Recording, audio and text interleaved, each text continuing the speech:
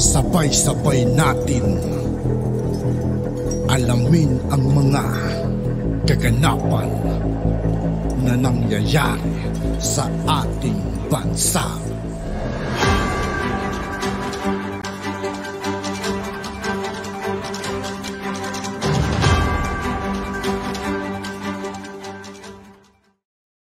Yo, what's up mga kaibigan? This is I2K po again. Ngayon nandito naman ulit tayo sa channel ni Banat Kabayan TV. Dito naman ulit tayo magbibigay ng comment at reaksyon. Kaya samahan nyo ako guys. Let's go!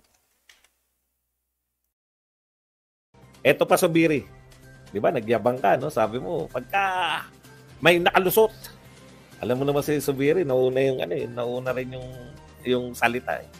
Pag may nakalusot na political provision, magre-resign ako as Senate President. Eto po ang balita. Marcos open to amendments to political provisions of Constitution. Resign na ba? Resign? Thank you, Bill. Bago ka mag-resign. Bago ka mag-resign, eto muna, magpasalamat muna tayo rito sa ating isang, teka lang hindi ko mabasa eh.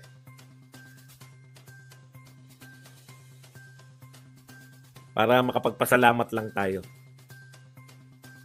Dito sa nagpakape. Okay, thank you very much po dito kay, saan naman pangalan nito? Remedy, na nagbigay sa atin ng 3,000 yen, no? Thank you very much, Remedy. Yan. Maraming salamat po sa pabilyar. Okay, balik natin, no? O Subiri, yung pangulo na yung pangulo na nagsabi na di ba in-announce mo na yung tatalakayin, yung babaguhin lang sa Constitution, ang linaw niyan eh. No? Pinagyayabang mo yan eh. Economic provision lang. Tapos nagyabang ka pa, no? Sabi mo, pagka nalusutan ako ng political provision, magre-resign ako as Senate President. Pinagmamalaki mo, ikaw ang inatasan ni Pangulong Marcos. Di ba? Tandang-tanda ko yan. Inatasan dahil at inatasan ni Senate President ka. Ngayon, eto, President Ferdinand R. Marcos Jr. expressed openness to possible amendments to the political provisions of the 1987 Constitution, particularly on term limits. Oh, magre-resign ka ba, Subiri? Tsak yan, malalagay yan. Nagsalita na yung Pangulo ng Pilipinas. Yan ang mahirap sa inyo eh. No? Hindi ka kinikilala. Binaliwala yung sinabi mong inatasan ka. Kung ako yan, magre-resign na talaga ako. Okay, eto na po tayo sa malupitang pagtatapat nito ni Ontiveros at ni Pastor Kibuloy. Sabi ni Ontiveros, gusto ko lang mag-address ng isang closing statement kay Pastor Kibuloy. Mismo, kayo Pastor ang dapat humarap sa susunod na pagdinig because you are being subpoenaed by this committee. Hindi kayo anak ng Diyos. Hindi, no? Na-exempt sa otoridad ng Estado. Kawalan ng galang sa buong institusyon ng Senado ang inyong pagtangging humarap. Higit pa, hindi ito religious persecution. Ito naman po ang sagot nito ni Pastor Kibuloy. Ako ba ay nagmamalaki dahil ako ay son of God? Sinabi ko na matagal ng panahon, kahit pa ako ay son of God, under ako sa batas ng lupa. Kapag ako'y nagkamali, gumawa ng krimen, idemanda niyo ko. Pero please, huwag po ninyong sirain ang reputasyon ko na wala akong kalaban-laban. Magrespetuhan po tayo.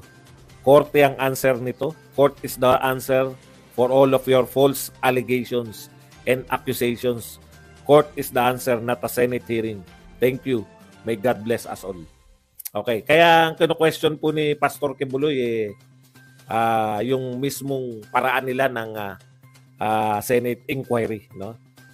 Ang tanong, alam nyo, talagang nakakita na po tayo sa Senate inquiry. Alam na po natin kung paano po ang treatment nila sa mga supposedly a resource person, no? Kasi po, ang question, may punto si Kibuloy, di ba?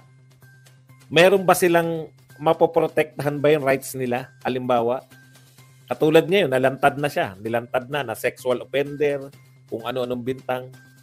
Yan ba ay mabibigyan sila ng equal chance na makapagsalita dyan sa Senate investigation? Ako na po magsasabi. Ang tagal ko na po nanonood ng mga Senate investigation. Sa mga Senate investigation po natin, nasa mercy ka ng mga nag-iimbestigang senador. Kung tatahimik ka o magsasalita ka.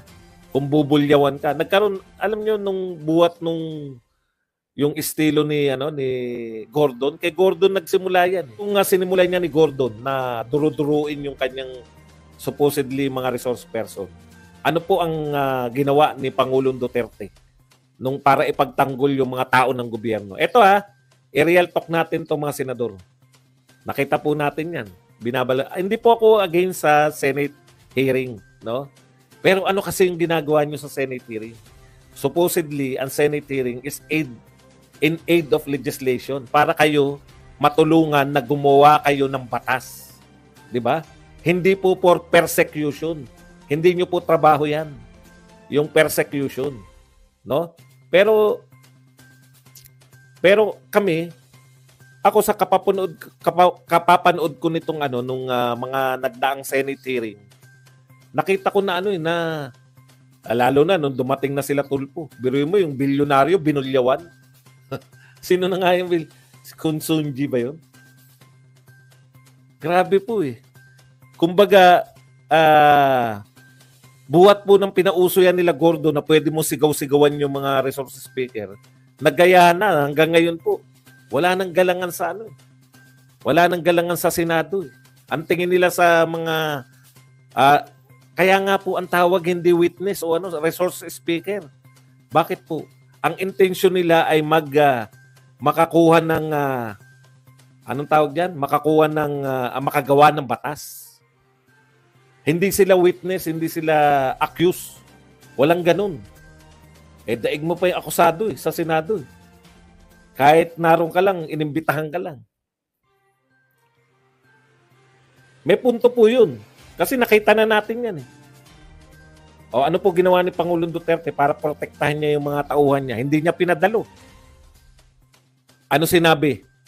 Nagsampa sila sa Supreme Court, yung Senado. Nireklamo nila si Pangulong Duterte na bakit hindi pinadadalo yung mga O ano sabi ng Supreme Court? Bawal. Ay tama si Duterte. May karapatan siya bilang Pangulo.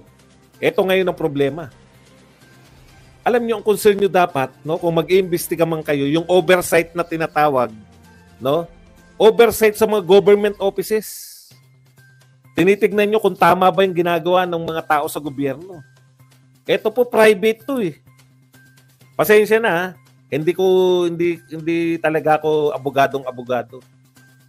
Ito po walang magpoprotekta sa kanila Private citizen to Mabibigyan ba siya ng katulad ba yan sa korte na uunahin na tanungin yung mga testigo na nag-aakusa, tapos bandang huli tatanungin din yung mga inaakusahan, mabibigyan din ba sila ng pagkakataon na sagutin lahat ng paratang sa kanila? Nakikita natin sa Senado, depende sa senador yung pag-handle. Kaya po, hindi nyo po masisisi. Buti sana kung walang karanasan, kung wala tayong napapanood na nababastos yung mga resource speaker. Yung wala kang kaso pumunta ka lang doon para resource speaker Pakiramdam mo pag nasa Senado ka, pakiramdam mo ikaw na yung ikaw na yung pinakamalalang kasalanan. May mga naiiyak pa May mga naiiyak pa na tatandaan ko yung general na diyan sa yung nakuhang Shabu. Naiiyak-iyak na sa inabot niya. Anyways, susubaybayan, sino ba may ayaw? Kung ako lang personally, gusto ko makita kung paano ipagtatanggol ni Kibuloy yung kanyang sarili. Pero karapatan din ng tao na hindi magpawasak Matitiyak ba nila na kada may mag-aakusa, makakasagot din si Pastor Kibuloy? Kaya maganda rin yung hamon ni Pastor Kibuloy na kung totoo na may mga akusasyon sa kanya, Bakit hindi nga naman sampahan na lang ng kaso? Di ba? Kasi hindi naman kay korte.